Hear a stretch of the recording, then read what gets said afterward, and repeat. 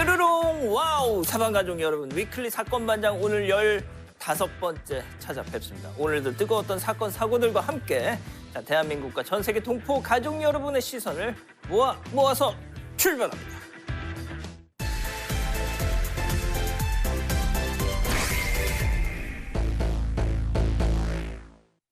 큰 화제가 됐던 사건 되짚어보는 사반 핫픽 시간입니다. 자, 사반 핫픽 첫 번째는요. 변한 건 없답니다. 자, 저희가 앞서 배우 송하윤 씨 학폭 사건에 대해서 3차례에 걸쳐서 방송을 했었는데 자, 먼저 이 최초 제보자 얘기 듣고 오시죠. 저는 이제 2학년에서 3학년하고 같이 선후배 사이로 알던 사이예요. 을 어느 날 갑자기 전화로 부르더라고요. 점심시간에. 그 뒤에 이라는 그 아파트가 옛날엔 있었고 그 뒤에 작은 정자가 있는 놀이터가 있었어요. 그쪽으로 부르더라고요. 갔더니 거기에 그 이 같이 앉아 있더라고요. 근데 제가 가자마자 그때부터 때리기 시작하더라고요. 어떤 이유에서인지 제가 맞았는지는 이유도 지금껏 모르고 그냥 1시간 반 동안 계속 따귀를 맞았던 것만 기억합니다. 자, 지금 들어보셨는데 배우 송하윤 씨에게 영문도 모른 채 뺨을 맞았다는 제보였잖아요. 네, 그렇습니다. 지금으로부터 20년 전인 2004년 8월 제보자는 고등학교 2학년 남학생이었고요. 송하윤 씨는 고등학교 3학년이던 시절이었습니다. 이 두 사람은 선후배 사이로 알고 지냈던 사이였는데요. 그런데 어느 날 제보자는 송하윤 씨에게 점심시간에 학교 뒤 아파트 놀이터로 나오라고 하는 연락을 받게 됐습니다. 제보자가 나갔더니 송하윤 씨가 제보자의 뺨을 때리기 시작했다고 합니다. 제보자가 막으려고 하면 손을 내려라고 한 뒤에 폭행을 했고요. 이는 약 1시간 반 동안 이어졌다고 합니다. 폭행 이유는 아직까지도 알지 못하고 있고 송하윤 씨가 학폭으로 강제 전학 가기 전까지 피해서 다녔다고 합니다. 자, 송하윤 씨한테 집단 폭행, 이거는 그냥 개별적으로 뺨을 맞은 거였고요. 집단 폭행을 당했다는 또 다른 제보자의 폭로가 있었죠. 그 얘기도 잠깐 들어보시죠. 이것만 꼭 집어서 여쭤보겠습니다. 송하윤도 때렸나요? 네. 징계위원회랑 강제전학은 너무 확실해서 저희 동창들은 정말 다 알고 있을 거예요. 그 정도로 큰일이었었고 저도 많이 맞았었기 때문에 전치 4주 이상은 나왔어요. 원래 친했던 친구들은 집 앞에 가서 무릎 꿇고 사과를 했었어요. 그리고 그 길리서는 사과를 한 적이 없어요. 저는 그 아이 때문에 제 고등학교 생활이 다 날아갔는데 남아있는 친구들도 없고 다 사실 이란질 때문이라서 지금 생각해도 너무 못된 것 같아요. 어른이 된 지금 생각해도 나쁜 감정이 없었을 텐데 왜 굳이 저렇게 했을까라는 생각이 들어서 사과를 받아주고 싶은 마음이 하나도 없어요. 자, 송하윤 씨 학폭 제보 사반에서 3차례에 걸쳐서 방송을 할 만큼 참 피해자가 꽤 여럿이었어요. 네, 맞습니다. 송하윤 씨 학폭 최초 제보자는요. 아무 이유 없이 90분 동안 뺨을 맞았다고 했습니다. 그리고 또 다른 제보자는 송하윤 씨에게 맞아서 전치 4주 이상의 상해를 입었다고 했습니다. 학교에서 징계위원회가 열렸고 송하윤 씨를 포함한 가해자들은 각각 다른 고등학교로 강제 전학을 간 게 맞다고 하고요. 2명의 제보자도 서로 아는 사이고 당시 상황을 알고 있다는 여러 동창들 제보도 들어왔습니다. 제가 이 말씀을 좀 드리고 싶어요. 송하윤 씨 관련해서 여럿이 또 제보를 주셨는데 저희가 많은 다른 저희에게 들어온 제보를 다 공개하진 않았습니다. 자, 일단 집단 폭행 제보자께서 오죽 힘드셨으면 사과받고 싶은 마음이 없다 나는 이런 얘기까지 하셨어요. 네, 그렇습니다. 제보자는 그동안 송하윤 씨가 출연한 드라마 등을 일부러 보지 않았다고 합니다. 제보자는 다른 친구들의 사과는 받아줄 수 있는데 송하윤 씨의 사과는 받을 마음이 없다. 사과한다고 해도 사과하고 싶어서 하는 게 아닐 거라는 생각 때문이라고 전했는데요. 저는 그 친구 때문에 고등학교 시절이 다 날아갔고 친했던 친구들과도 연락이 모두 끊겼다고 했습니다. 그리고 어른이 된 지금 생각해도 송하윤 씨가 이간질을 하고 나에게 그렇게 못되게 했던 이유를 도저히 알 수가 없다. 왜 그렇게 했을까라며 답답한 심경을 토로했습니다. 지금까지 폭로를 하지 않은 이유도 아무것도 엮이고 싶지 않아서였다고 합니다. 그러니까요. 자, 3차례에 걸쳐서 저희가 방송을 하고 나서 제작진이 이 최초 제보자와 다시 좀 연락을 취해봤습니다. 댓글을 쭉 읽어보셨대요. 이 제보자분께서. 그런데 어떻게 고등학교 시절을 그렇게 선명하게 기억할 수 있느냐. 이런 댓글을 많이 좀 보셨던 모양이에요. 자, 그 부분에 대해서 직접 해명을 하고 싶다고 연락을 주셨습니다. 자, 현재 제보자께서 미국에 계셔서 저희가 영상 통화를 진행했습니다. 잠깐 보고 가시죠. 네, 선명하게 기억하는 이유는 세 가지가 있습니다. 첫째로 이 사건 당시에 제가 호감을 가지고 연락하던 동생 앞에서 벌어졌던 일이고, 그 동생과는 사건 전날까지 웃으면서 문자로 주고받으며 통화했던 사이였습니다. 그 사건 이후로 모든 연락이 끊겼고, 당시 제가 호감을 가지고 있던 동생 앞에서 그런 일을 당했다는 수치심, 그게 첫 번째고요. 두 번째로는 아직도 제가 왜 송하윤 씨한테 맞아야 했는지 이유를 모르는 점. 그리고 마지막으로 이 사건이 제 고등학교 시절의 가장 최악의 사건이었어서 선명하게 기억하는 이유입니다. 자, 이 최초 제보자의 고등학교 시절 중에 가장 최악의 사건이었다라고 하고 있군요. 네, 그리고 최초 제보자는 폭행 사실을 선명하게 기억하고 있는 이유들을 밝혔습니다. 세 가지 이유였는데요. 첫 번째로 호감을 갖고 있던 동생 앞에서 겪은 일이라서 잊을 수가 없다고 합니다.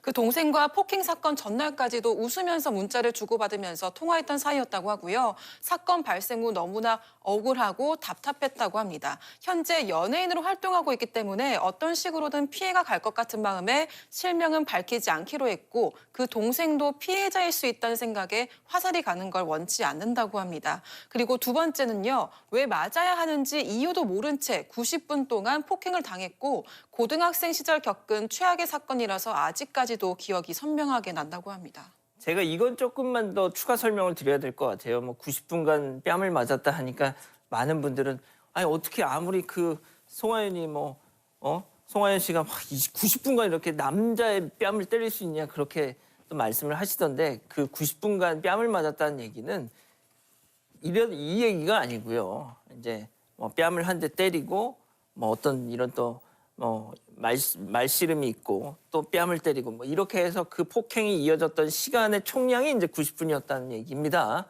자, 이 제보자께서는 송하윤 씨가 강제 전학하기 전까지 해코지를 당할까 봐 피해 다녔다고 하잖아요. 자, 그런데 우연히 유튜브 쇼츠 그냥 말씀을 드리죠. 아는 형님 그거를 보고서 사과를 받고자 SNS를 연락을 했지만 현재까지도 아무런 연락이 없다라고 하는데, 자, 당시 송하윤 씨에게 어떤 내용으로 연락을 했는지 제보자 얘기 이어서 들어보시죠.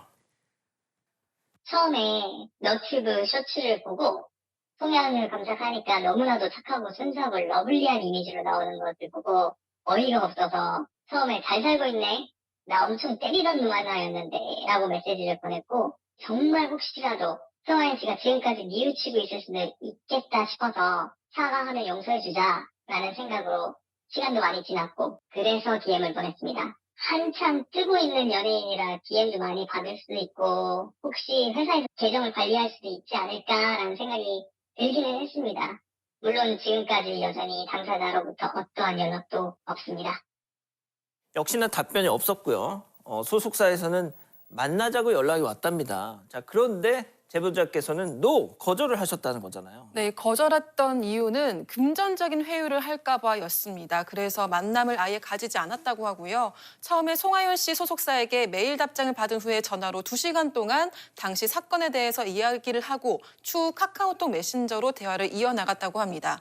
제보자는 전후 사정에 대해서 전부 다 알려드렸으니까 확인 후에 당사자한테 연락하라고 해라는 식의 입장이었는데요. 소속사는 연기자와 연락이 되지 않는다라는 말을 계속하면서 만남을 유도하는 그런 대화가 계속 이어졌다고 합니다. 금전적 보상은 제보자가 사과를 받고자 하는 순수한 의도와 완전 다르고 속된 말로 이거 먹고 떨어져라 이런 뜻으로 들렸다고 합니다. 뭐 소속사 측의 생각은 뭐였는지는 모르겠습니다만 일단 제보자가 느끼기에는 저랬다는 거잖아요. 자, 제보자께서는 송하윤 씨 소속사도 또 다른 가해자라는 생각이 든다고 이렇게 얘기를 하시는데, 그 관련해서 제보자의 얘기, 심경 한번 들어보시죠. 송하윤 씨를 설득 안 하고 사과하지 않게 하고 끝까지 무대응으로 일관하시는 것은 분명하게 저에 대한 2차 가해와 더불어 대중을 기만하는 것으로 느껴집니다. 연기자와 연락이 안 된다고요? 실종신고가 우선이지 않을까요? 송하윤 씨의 기억이 없다고요? 만나면 기억나나요? 일면식도 없다고요? 일면식도 없는데 그렇게 만나고 싶어 했던 이유가 뭘까요? 자, 소속사 지금 뭐 해명에 따르면 송하윤 씨 왈 나는 그 남자애하고 일면식도 없다 이렇게 했는데 그럼에도 불구하고 제보자를 굳이 그렇게 그냥 만나서 뭐 우리 대화합시다, 만나봅시다 이렇게 길을 쓰고 만나려고 하는 게 또 이상하단 말이죠. 네, 그래서 제보자도 이 소속사 대응이 대중을 기만하는 것처럼 느껴졌다고 합니다. 송하윤 씨가 아직까지 혹시라도 부인하는 상황이라면 연계자를 보호해야 할 의무가 있는 회사 측 입장으로서는 이러지도 저러지도 못하는 상황에 놓였다는 건 제보자도 이해한다고 하고요. 하지만 송하윤 씨에게 사과하라고 설득하는 게 아니라 최근까지도 이 상황을 뒤집으려고 제보자 모르게 뒤에서 다른 작업을 시도했다고 들려왔다고 합니다. 소속사에서 뭘 했는지 아직 말하기 조심스러운 상황이지만 기회가 된다면 세세하게 또 밝히겠다고 전해왔습니다. 자, 이것도 역시 뭐 이 제보자분의 주장이고 그냥 추측이죠. 자, 저희 제작진이 이런 상황에 대해서 답을 듣고자 다시 한번 송하윤 씨 소속사 측에 연락을 했죠. 네, 저희가 소속사 측과 통화를 했는데요. 송하윤 씨 사건과 관련해서 아직 확인해야 하는 부분이 남아있어서 입장을 정리하고 있다고 했습니다. 입장 정리가 마무리되면 발표하겠다는 답변을 받았습니다. 자, 저희가 이거 벌써 방송을 한 지가 한 달이 넘었잖아요. 그런데 아직까지도 뭘 확인을 한다. 글쎄요. 상당히 이례적인 일이 아닐까 싶은데 지금 소속사가 해야 될 일은요. 빨리 송하윤 씨한테 뭔가 설득을 하든 뭘 하든 입장이 좀 제대로 명확하게 저희 방송을 통한 어떤 질문에 대한 명확한 답을 좀 얻어내게끔 하는 게 급선무가 아닐까 싶습니다. 자, 제보자께서는 마지막으로 송하윤 씨에게 하고 싶은 말이 있다고 하셨어요. 그 장면도 보고 가시죠. 본인이 한 일에 대해 책임을 질 나이는 이미 넘었다고 생각했는데 아니었나 보네. 미안해. 이 세 음절이다. 누나가 이 모든 것을 덮을 수 있었던 그 한마디. 누나가 나한테 진심으로 사과만 했으면 이 모든 게 없었던 일이었고 덮여졌을 텐데 이제 나뿐만이 아닌 대중들 앞에서도 거짓말을 해서 사과해야 되는 상황이 됐네. 누나의 이간질과 폭력으로 주위의 많은 사람들이 20년간 피해를 입었음에도 불구하고 누나는 이렇게 이 순간을 모면하려 거짓말을 했고 그 거짓말을 덮으려 또 거짓말을 했고 이제 그게 자승자박이 됐네. 내가 왜 거짓이 진실을 이길 수 없는지 왜 손바닥으로 하늘을 가릴 수 없는지 보여줄게. 어디 끝까지 한번 해보자. 자, 우리 가족 여러분들 정말 많은 의견 주셨잖아요. 네, 댓글들이 정말 많았는데요. 제가 몇 개 간추려서 읽어보겠습니다.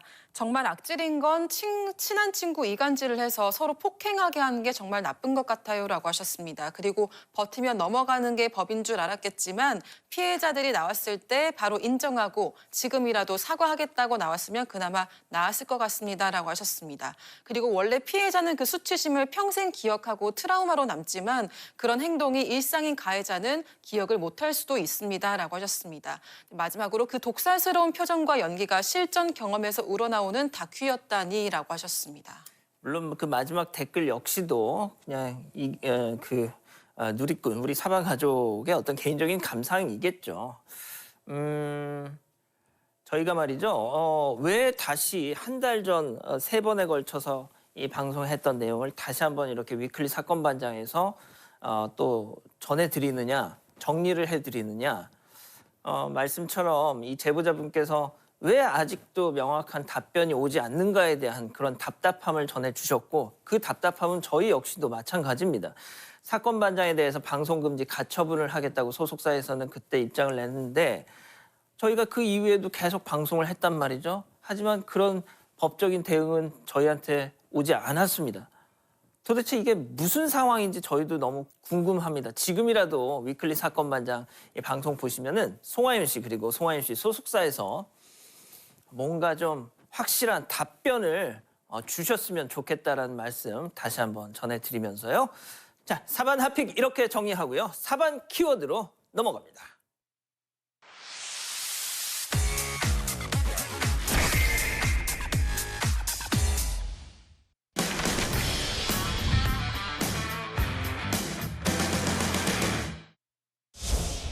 자, 한 여성 가게 안쪽으로 저렇게 들어오더니 말이죠. 걸려있던 옷을 가리키면서 빠리빠리빠리빠리 뭐라고 따지죠. 자, 그러고는 같은 옷을 들고 와서 비교해가면서 설명을 했지만 야, 어디서 수작을 부려? 라고 하듯 삿대질. 자, 감정이 점점 격해지나 싶더니 급기야 계산기를 들어서 때리는 신용까지. 어머, 경찰 부를 거예요. 사장님이 그러자 휙 돌아서 가는가 싶더니 또 컴백 또 와가지고 어디 옷 장사하는 주제라고 하듯이 말이야. 이게 대체 어떻게 된 일입니까 이거? 네, 어제 경남 거제시 한 의류 매장에서 발생한 사건입니다. 지난 4일 저녁 거제시 소속 공무원인 여성이 매장에 들러 옷을 구매했는데요. 그런데 지난 8일 단골이던 중년 여성이 옷에 하자가 있다면서 매장에 들렀는데 공무원인 여성이 자기 남자친구의 어머니인 이 중년 여성에게 옷을 선물했던 겁니다. 다른 옷에 비해서 색이 바래고 이물질이 묻어 있었는데 제보자는 혹시 고객이 착용해서 묻은 건 아닐까 생각했지만 다른 옷으로 교환을 해주고 차비로 현금 10,000원도 드리면서 사과했다고 합니다. 그런데 몇 시간 뒤에 구매자인 여성이 오더니 이런 옷을 왜 팔았냐며 따지기 시작했다고 하는데요. 제보자가 옷의 이물질을 보여주면서 사과하고 교환까지 끝난 상황을 설명했지만 당신이 입어서 묻은 거 아니냐고 하면서 본사에 고발하겠다는 협박과 함께 욕설이 시작됐습니다. 또 보신 것처럼 중간에 계산기로 때리려는 신용도 했고요. 제보자가 경찰에 신고하겠다고 하자 나가는 듯 하더니 다시 돌아와서 욕하기를 반복했다고 합니다. 자, 백발의 할머니 손님 세탁소 들어와서 옷을 저렇게 쫙 펼칩니다. 옷 여기저기를 짚으면서 여기 얼룩 있잖아 여기 아이고 하면서 막 다시 세탁을 해달라고 막 요구를 하고 있죠. 그렇게 불만 사항이 끝나나 했는데 나갔다가 다시 들어와서는 갑자기 분노의 레이저 빔을 쫙 발사를 하는데요. 옆에 손님도 있는데 사장님 멱살을 훅 잡아당겼어요. 지금 보셨죠? 멱살. 자, 그러고는요. 죄 없는 또 옷걸이를 들고 계산대를 팍팍 하더니 거기에다가 그냥 삿대질하면서 막 뭐라고 하시니까 자, 결국 그때 경찰이 옵니다. 아, 무슨 일이 있었던 거예요? 네, 지난달 29일이고요. 저기가 서울에 있는 한 프랜차이즈 세탁소입니다. 한 70, 80대 정도로 추정되는 여성 손님이 아침에 찾아갔던 옷을 들고 와서는 이거 집에 와서 살펴보니까 주머니 쪽에 얼룩이 다 남아있다라면서 재세탁을 요구를 한 겁니다.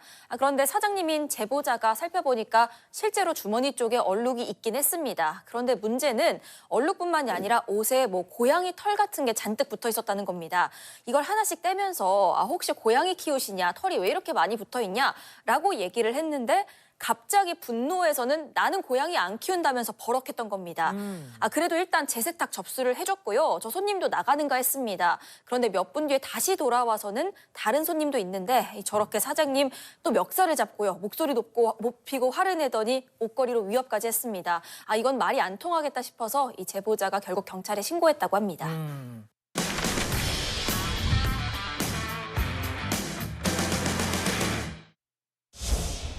자, 불박차 앞으로 남녀가 아이를 데리고 저렇게 지나갑니다. 차가 주차하려다가 잠깐 멈춰서 기다리는데 자, 이때 어디선가 험한 육두문자 발사 들어보시죠.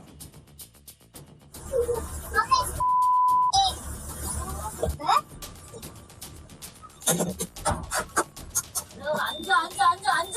내리지 마. 내리지 말라고. 앉아. 내리지 말라고. 들어가. 안 됐어. 불러. 전화해 지금. 전화해 지금. 지금 전화하라고. 사람이 먼저 말죠. 전화하라고. 전화하라고 지금. 전화하라고 지금. 지금 찍었죠? 전화해. 친거 아닙니다. 제가 그 마음에 너무하네라는 그 마음이 그렇게 나왔겠죠?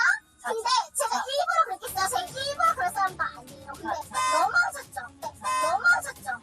잠깐만요.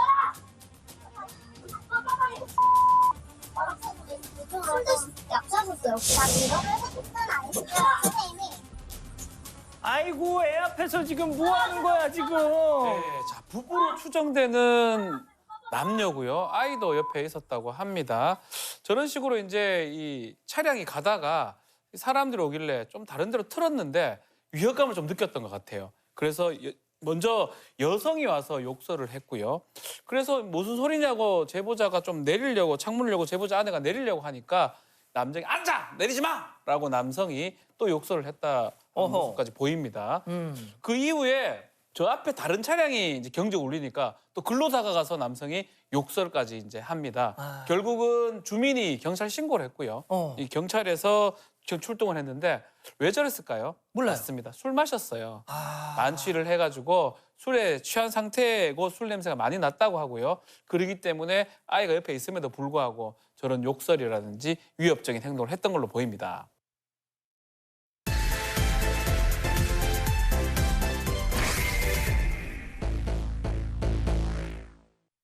위클리 사건반장에서 야심차게 준비한 사반 제보 후 시간입니다. 사반 제보 후에 어떤 일이 벌어졌는지 낱낱이 파헤쳐보는 코너죠. 자, 첫 번째 제보 후. 전 여친 폭행 후 사망입니다. 전 남자친구에게 폭행을 당한 뒤 안타깝게 숨을 거둔 대학생 고 이효정 씨 사건이죠. 먼저 지난 방송 내용 보고 오시죠.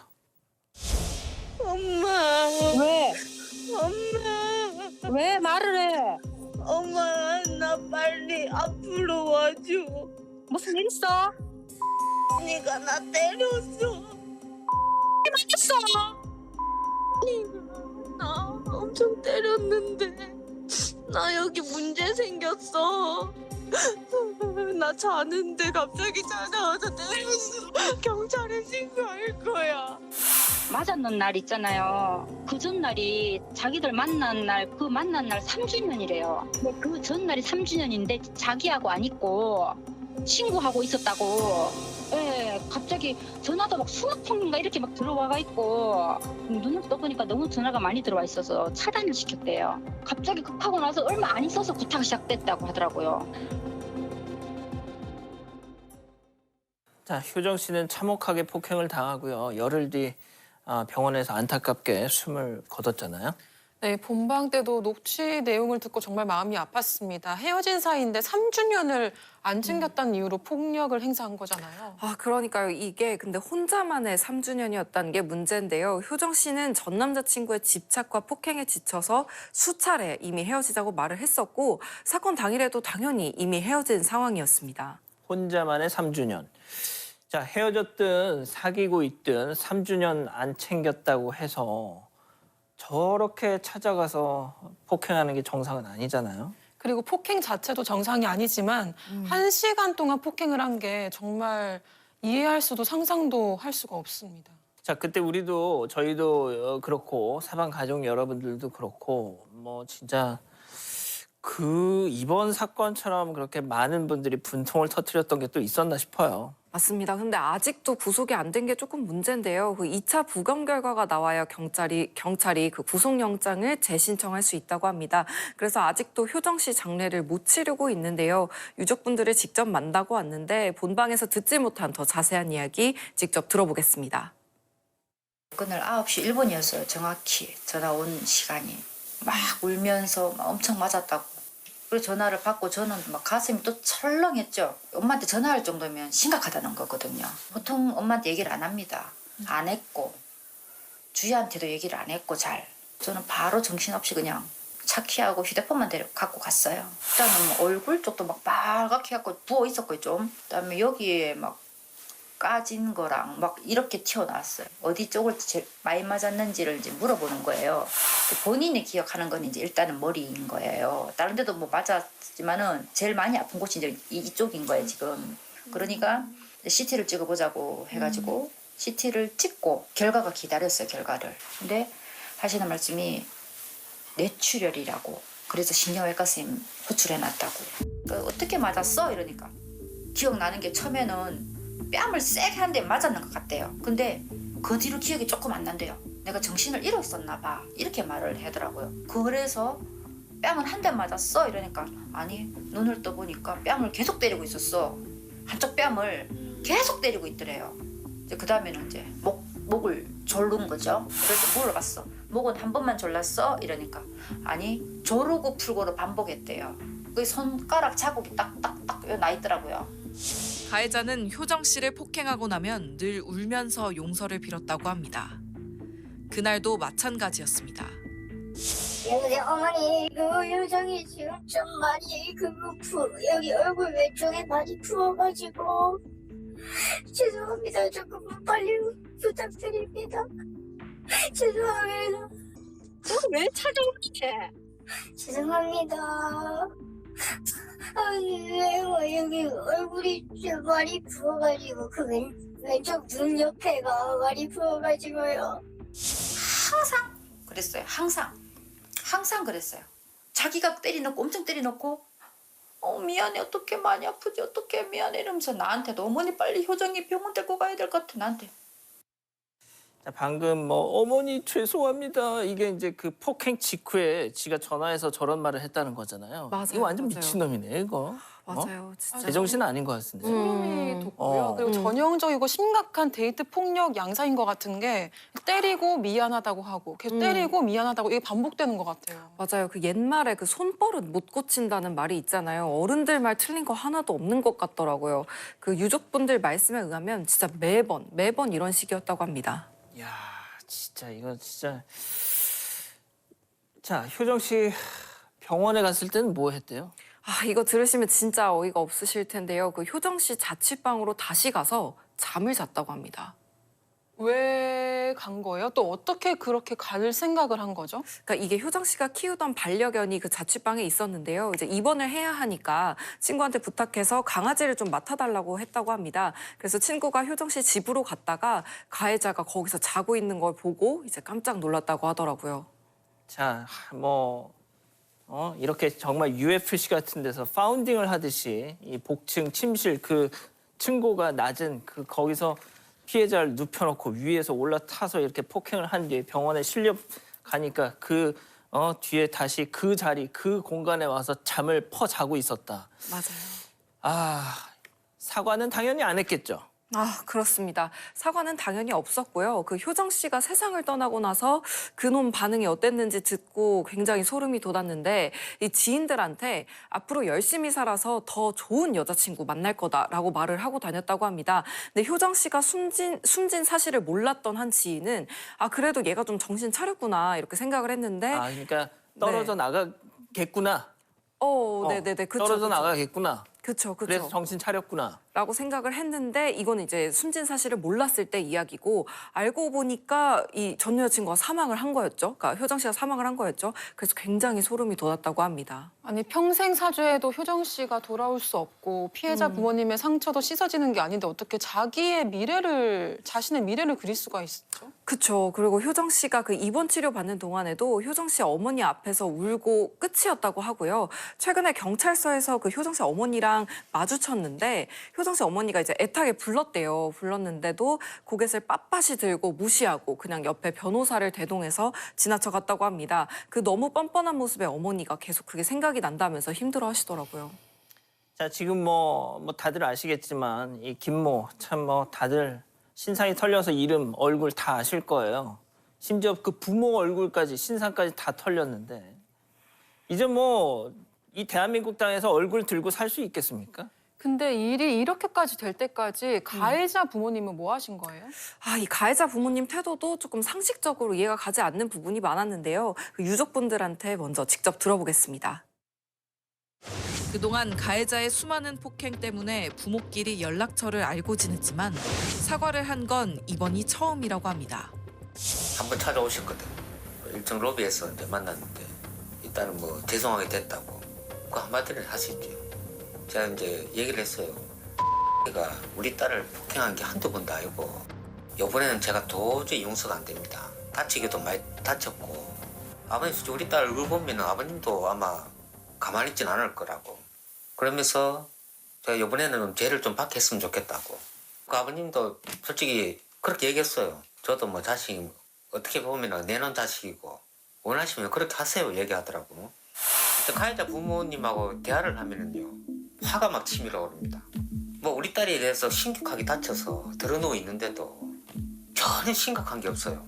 꼭 남일 대하듯이 맞아서 병원을 일부 했으면 어떡합니까? 괜찮습니까? 좀 어쩌 이렇게 나와야 되는데 왜 병원에 와서 그런 식으로 나오는데 말투 죽어도 어쩔 수 없지요. 어떡하겠습니까? 그런 식으로 얘기해. 효정 씨 상태가 위독해진 날 효정 씨 어머니는 가해자 아버지에게 이 사실을 전하러 전화를 걸었습니다. 여보세요? 효정이 엄마인데요. 예. 효정이 지금 생명이 위협한 상태거든요. 제가 효정이 죽으면 또 효정 옆으로 보냅니다. 가만 안 놔둡니다. 얘기를 좀 자세히 한번 해보시죠. 자기 아들한테 폭행당한 피해자가 위독하다는데, 좀 얘기를 자세히 해보시죠. 진짜 뭐 남의 일 하듯이 얘기를 해요, 지금.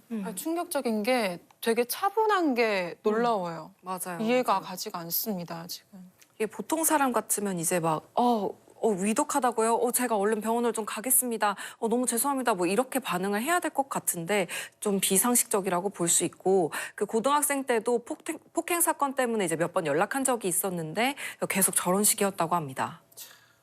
처음에는 뭐 마음대로 저도 내놓은 자식입니다. 마음대로 처벌하십시오. 이러더니 이제 와서는요.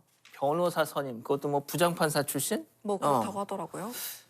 야, 이거 진짜 유전자인 것 같기도 하고요, 말이죠. 그 부모는 자식의 거울이라는 말이 이게 괜히 나온 게 아닌 것 같습니다. 그럼 그 가해자 어머니는 사과하셨나요? 이 부분도 여쭤봤는데요. 이 가해자 아버지가 가해자 어머니랑 통화를 좀 못하게 한대요. 그래서 가해자 어머니가 너무 스트레스 받고 있다 이러면서 연락을 못하게 차단을 해버렸다고 합니다. 자, 이 가해자 아버지 말이죠. 자식이 폭행 사망 사건에 연루가 됐는데 침착하고 너무너무 차분하고 그냥 남일 이게 감정에 기복이 없어요. 최소한 하는 좀 미안한 척이라도 해야 되는데 말이죠. 그렇죠. 이 함부로 판단하기에는 조금 조심스럽지만 저도 그렇고 유족분들도 그렇고 그 가해자 아버지의 반응이 좀 평범해 보이지 않는다고는 생각을 했습니다. 그 효정 씨 어머니가 얼마 전에 다시 전화로 저한테 말씀해 주셨는데 가해자 신상이 털리고 하니까 이제 그 집이 금매로 나온 것 같다고 하더라고요. 이게 만약 사실이라면 좀 상황을 피하고 이사를 가려고 하는 듯해 보였습니다. 좀 회피하고 있다고 좀 보여지는 것 같아요.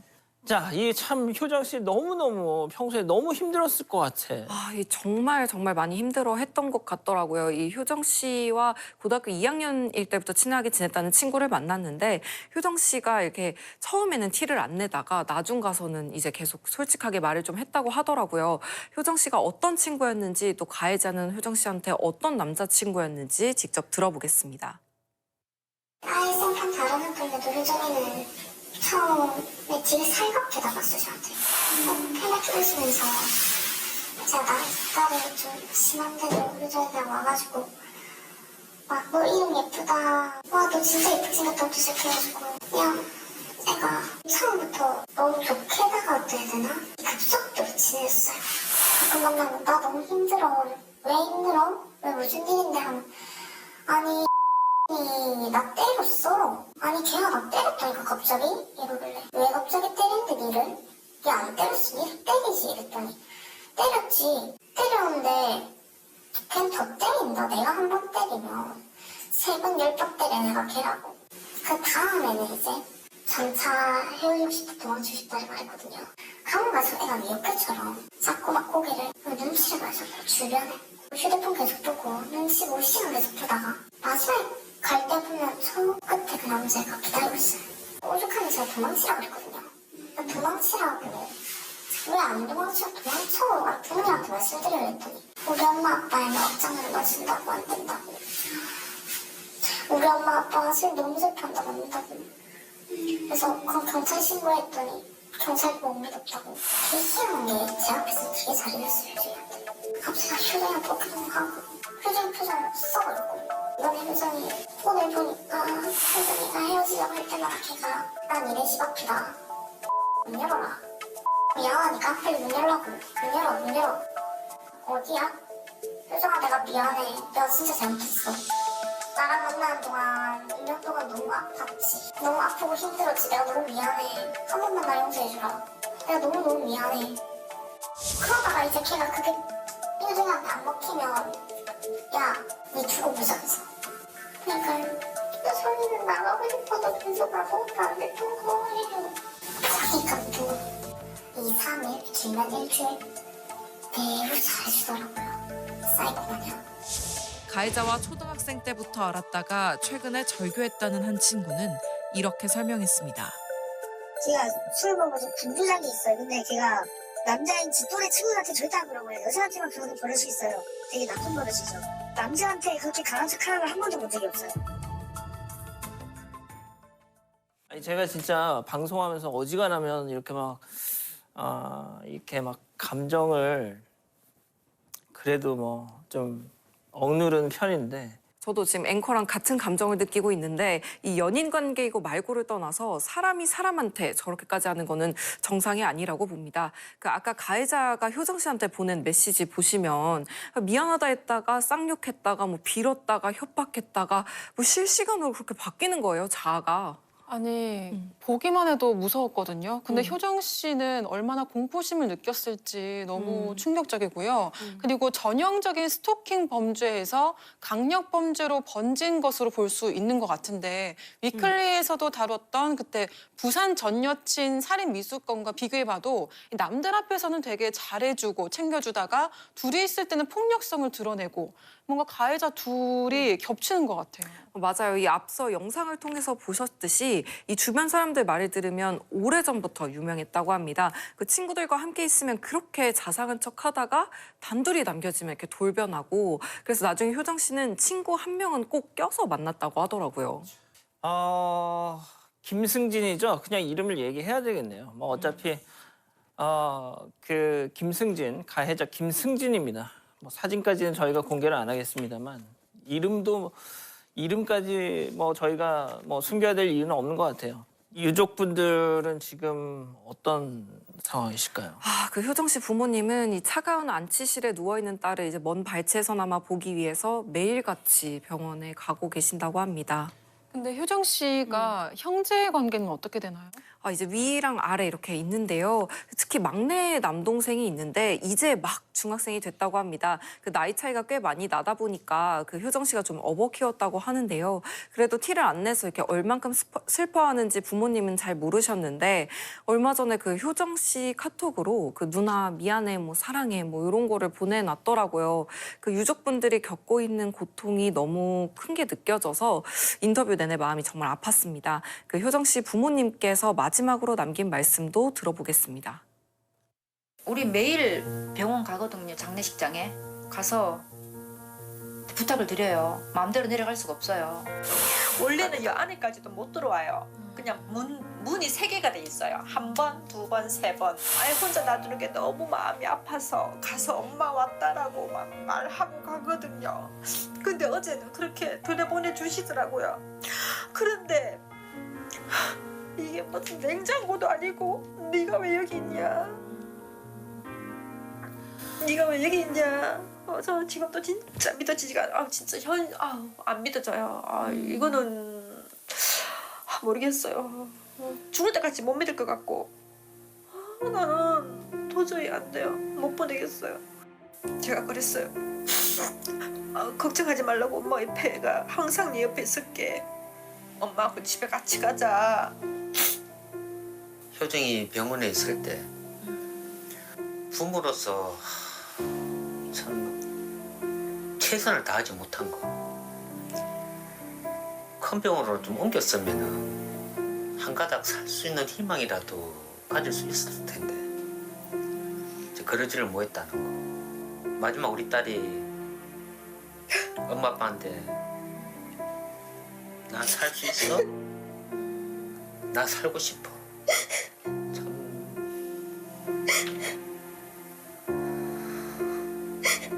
그게 지금도 제일 후회되고 그렇습니다. 저는 저 눈에 넣어도 안 아플 딸이 이렇게 됐으니 이렇게 만든 가해자를 저는 엄하게 좀 처벌을 했으면 좋겠어요. 아직까지 일말의 반성도 안 하고 지금 거리를 좀 활보하고 있는데 진실이 빨리 밝혀져가지고 가해자를 좀 엄하게 처벌했으면 좋겠습니다. 그리고 다시는 이런 2차적인 피해가 우리 딸로 인해서 더 이상 일어나지 않았으면 좋겠습니다. 자, 김승진의 폭행이 없었다면 효정 씨는 지금 가족들과 함께 평범한 일상을 살고 있겠죠. 저희가 이런 방송을 하지도 않고 있을 겁니다. 2차 부검 결과에서 폭행과 사망 간의 정말 인과관계가 명확히 드러나길 저희도 기다리고 또 기대하고 있겠습니다. 자, 두 번째 제보 후 넘어갑니다. 자, 제보 후 두 번째 이야기는요. 보일러 틀었는데 옆집이 따뜻입니다. 자, 우리 집 보일러를 틀면 우리 집 보일러가 따뜻해져야 되는데 옆집이 따뜻해지는 이 정말 황당하고도 기묘한 신축 아파트 이야기 본방 내용 먼저 보고 오시죠. 지난 2017년 11월 70대 부부는 아파트로 이사를 갔습니다. 신축 아파트라서 더 마음에 들었다고 하는데요. 하지만 그해 겨울 문제가 생겼습니다. 보일러를 아무리 세게 틀어도 따뜻해지지 않는 겁니다. 진짜 죽는 줄 알았어요. 스트레스마다 죽고 발 오그리고 다니고 겨울옷 입고 다니고 이거는 말할 수도 없었다고. 관리사무소에 물어봤지만 해마다 돌아오는 대답은 문제 없다였습니다. 그런데 최근 그 원인을 알게 됐다고 하는데요. 도대체 무엇이었을까요? 자, 6년 동안 냉골에서 겨울을 보내셨다는 건데 듣기만 해도 추워요. 그리고 우리나라 겨울 진짜 춥잖아요. 보일러는 무조건 틀어야 되는데. 그래서 이 뜨거운 물로 목욕을 매일 하시고 온수 매트부터 그 창문에 우풍 막는 것까지 이것저것 다 설치하시면서 겨우 버티셨다고 합니다. 자, 그런 것도 다 보상을 받으셔야 할 것 같은데 시행사 측에서 부른 이거 54만 원. 이걸로 그냥 먹고 떨어져라 약간 이런 느낌. 맞아요, 맞아요. 그런데 이 공분을 살 만한 이야기들이 더 많습니다. 직접 제보자 집에 가서 보일러실도 보고 못다한 이야기도 들어봤는데요. 영상으로 만나보겠습니다. 문제의 보일러실입니다. 알고 보니 옆집과 보일러 배관 신호가 바뀌어 있었던 건데요. 그래서 이 집에서 보일러를 틀면 옆집이 따뜻해진 겁니다. 아니 관리실에서 매번 전화를 했어요. 우리는 보일러 할 때도 너무 춥다라고 얘기를 하니까 와서 보고 잘 돌아가고 있습니다. 그리고 이제 갔지요. 내가 잘 몰라서 그러나 보다. 잘 돌아가고 있다는데 우리 집은 도대체 왜 이렇게 추워. 역시 아래층이 없어서 추운가 보다 해가지고 그냥 계속 전만 드리는 거예요. 그리고 저기 바람막이 온천지 진짜 틈새 다 해서 그거 했지. 또 창고에 전기 매트 여기까지 다 깔아줬어요. 근데 여기 아니면은 저 바깥에는 있지도 못해요. 매번이고 우리 애들은 집에서 편안하게 있지를 못했어요. 그러면 이제 저는 바깥에서 나가서 이제 일하다가 집에를 좀 일찍 들어온다라고 생각을 하면 집에 가서 또 오늘 어떻게 견디냐 맨날 그런 식으로 살았어요. 딱 뜯은 기미를 한 번이라도 느꼈으면 우리 조금 떼서 이만큼 따뜻했구나 많이 떼서 이만큼 따뜻했구나라는 생각을 하는데 관리비 용지를 보면은 보일러세는 나왔는데 따뜻한 거는 느끼지는 못했어. 남편이 전원 안 틀었으니까 남편만 잡는 거예요 맨날. 지금 우리 엄청 싸웠어요 그것 때문에. 그래서 제가 많이 후회를 했어요. 제 탓도 아니고 남편 탓도 아닌데 살면은 얼마나 산다고 그걸 가지고 맨날 싸우고. 그러다 지난해 11월 또 한 번 관리실을 호출했는데 6년 만에 원인이 발견됐습니다. 옆집하고 우리 집하고 바뀔 때 보일러가 여기 틀면 여기가 따뜻해져야 되는데 저쪽이 따뜻해지고 저쪽에서 따야지 여기가 따뜻해진다고 그러더라고요. 그래서 그럼 어떻게 해요? 그러니까 관리실에서 처리해 줄 거예요 그러더라고요. 그래서 또 뜨뜻하죠.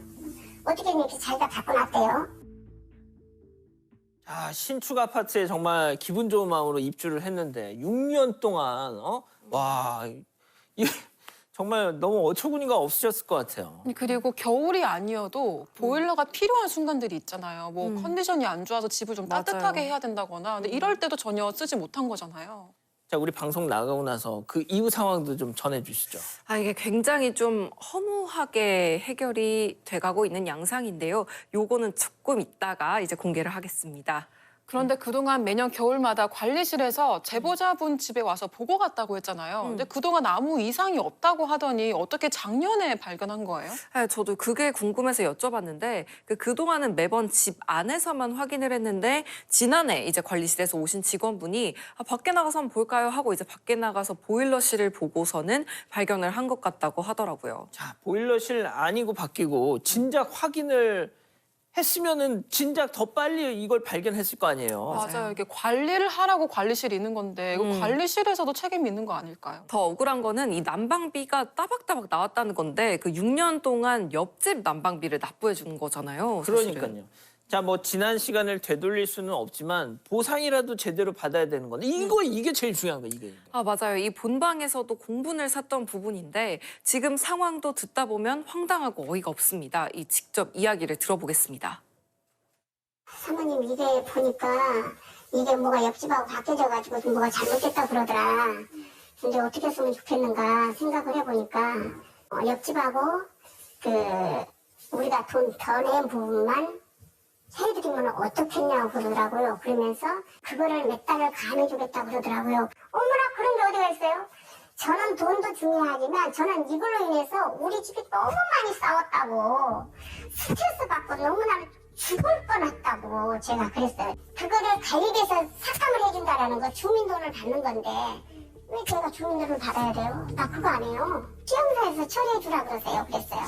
지난 1월 시행사에서 먼저 전화가 왔다고 합니다. 관리실에서 연락을 받았다면서 옆집하고 차고금만 주겠다 그러더라고요. 저는 그건 못 받죠. 제가 그동안에 스트레스 받은 게 얼만데 어떻게 미안하다 말도 없이 세상에 그렇게 말을 하냐고요. 그래서 2월 1일 날 전화가 왔어요. 그러면서 먼저 하는 얘기하고 똑같이 54만 원만 주겠다 그러더라고요. 회사에서 결론 난 거냐니까 그랬다 그러더라고요. 더 이상은 안 된다 그러더라고요. 그러면 제가 하고 싶은 대로 해도 되죠. 먼저 말씀하는 대로. 그러니까 그래도 할 수 없고 어떻게 할 건데요 그러더라고요. 저는 모르죠. 제가 알아서 할 거니까 이제 생각해보고 알아서 할게요. 그냥 알았으니까 죽을 때까지 그냥 편안하게 살까? 그러다가도 제가 또 이제 시행사에다 제가 하고 싶은 대로 한다 그랬잖아요. 제가 말을 던지는 게 있잖아요. 아, 이 여자가 진짜 아무것도 모르니까 우리한테 협박만 했구나. 그리고 포기할까봐 무시하고 그냥 돈 줄 생각도 안 하고 와서 아유 미안해요 고생했습니다 했으면 제가 마음이 좀 풀어졌을 수도 있는데 말 한마디로 천냥빚을 갚는 건데.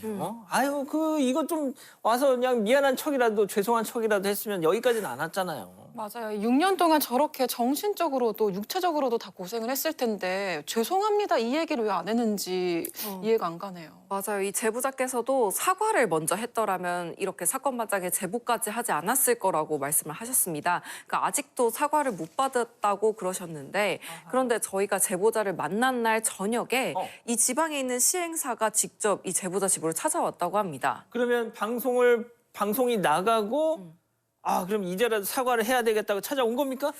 저도 그런 거라고 생각을 했는데요. 그럴 사람들이었으면 진작 사과하지 않았을까 싶더라고요. 이 시행사 직원이 와서 보니까 아무 문제가 없다고 했다고 합니다. 근데 그때는 이제 수리가 된 상태니까 당연히 문제가 없는 거 아닌가요?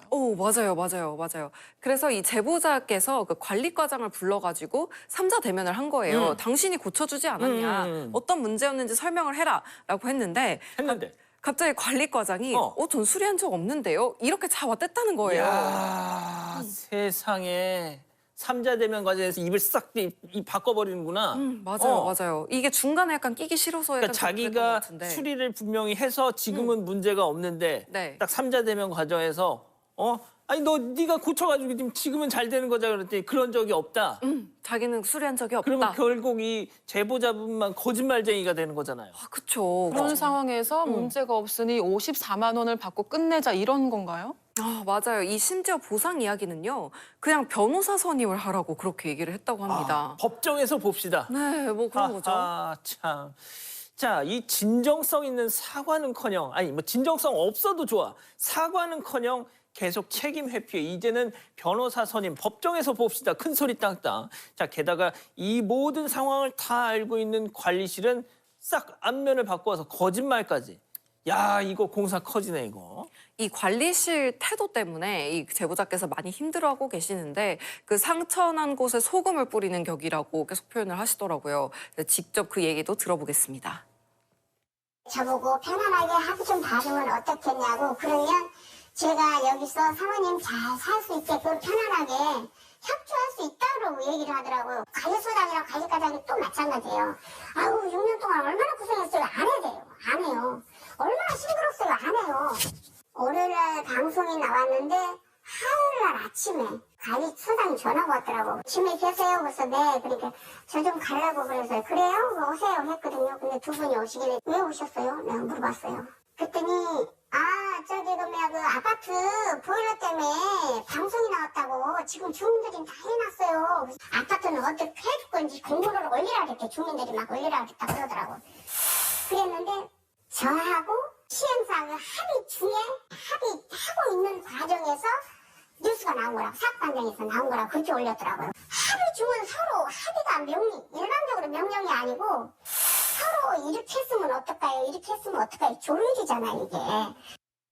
진짜 이거 정말 얼마나 억울하신지 그 막 정말 덜덜덜덜 막 그 분노의 감정이 이 상암동 스튜디오까지 지금 전해지고 있는데요. 자, 아니 합의해 주시면 잘 살게는 해드릴게. 약간 영화에서 그 장면 생각납니다. 맞아요. 저도 약간 협박이라고 좀 생각이 들었는데 이 심지어 공문을 저렇게 뭐 일방적으로 합의 중에 뭐 했다 이렇게 일방적으로 내니까 그 관리실 태도가 조금 악의적이라고 볼 수밖에 없을 것 같습니다. 아니 오히려 피해자에게 뭔가 역할을 요구하는 것 같고 지금 맞아요. 모두가 책임을 회피하면서 오히려 피해자는 아무것도 보상받지 못하고 있는 상황인 것 같아요. 맞아요. 자, 일단 상황이 이렇게까지 됐으면 시행사가 뭔가 큰 소리 친 것처럼 변호사를 선임하셔서 그동안에 그냥 아니 그러니까 법정에서 보자고 했으니까 저는 솔직히 이게 뭐 소송이 붙더라도 우리 피해자분끼리 뭐랄까요? 그렇게 질 것 같지는 않단 말이죠. 저도 그렇게 생각하긴 하는데 뭐 저희가 소송을 부추길 수는 없는 거니까.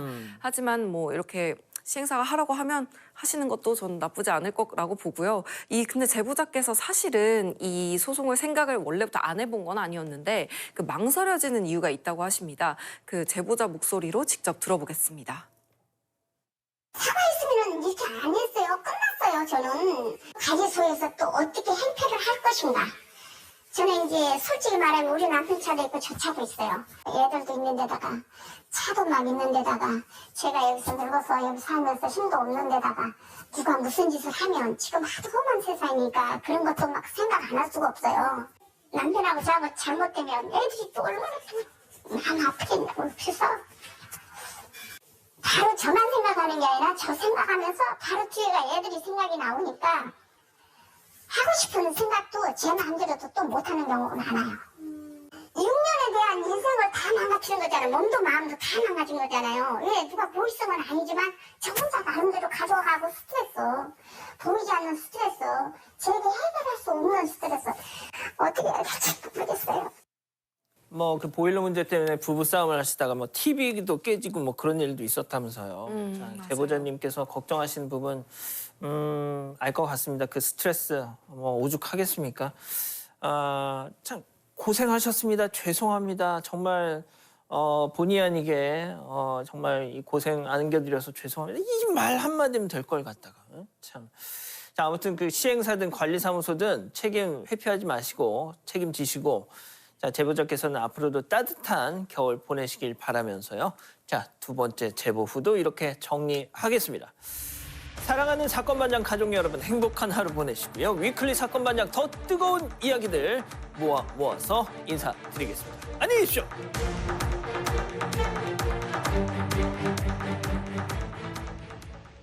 JTBC